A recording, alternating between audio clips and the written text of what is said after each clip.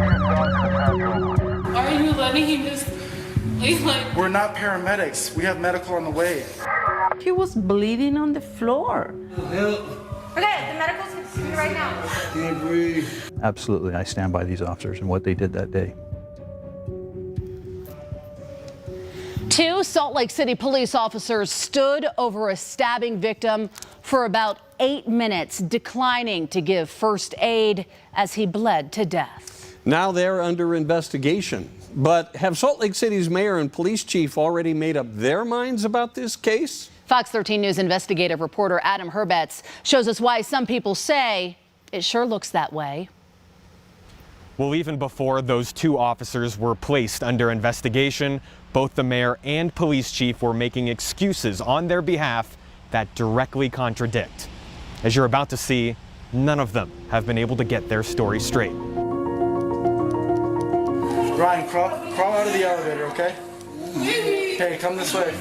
November 2020, in a situation where every second counts. This is how much time has passed since the first 911 call. Ryan Outlaw was stabbed by his girlfriend. They're both begging for first aid. Fernie, get inside right now. You're not doing anything about it. What am I supposed to do? We have medical coming. Salt Lake City police officers Ian Anderson and Jada Brown are both trained in first aid. Instead, body camera video shows they stood and watched as Outlaw bled and died. Our officers, we believe, did as they were trained.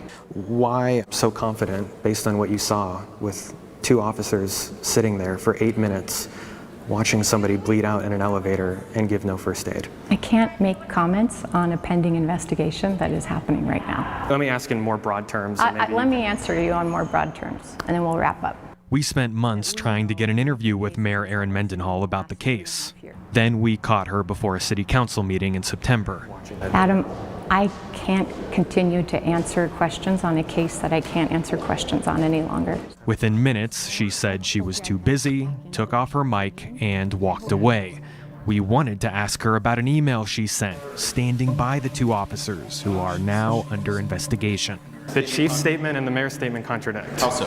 This is the mayor's statement. There remained an active threat to everyone present that night, including the medical personnel.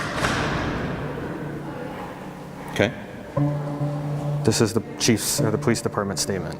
Within 2 minutes of them arriving, the scene was safe for paramedics. So which is it? Weeks later, the mayor rescheduled and Chief Brown agreed to discuss the case, but they still could not agree on why they opened the investigation 2 years after the incident and after we published our first story.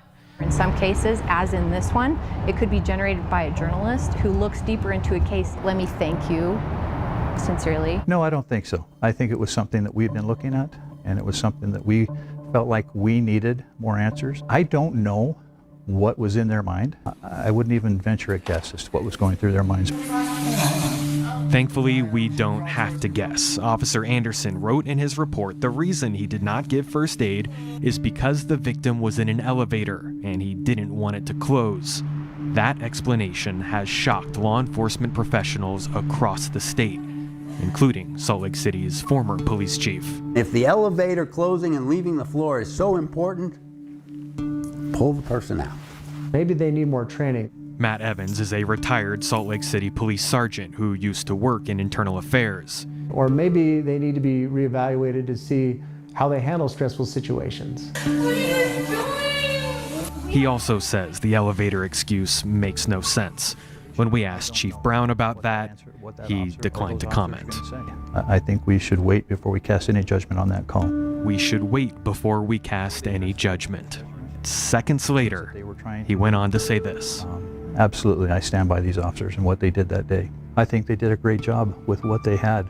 Then why open an investigation? If there are ways to improve, we will. It's been a nightmare. It's been a nightmare.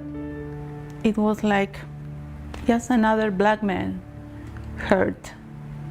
But that black man was a human being. The law should be equal for everyone. This woman's daughter, Fernanda Tobar, is the one in the body camera video who stabbed Outlaw and begged officers to help.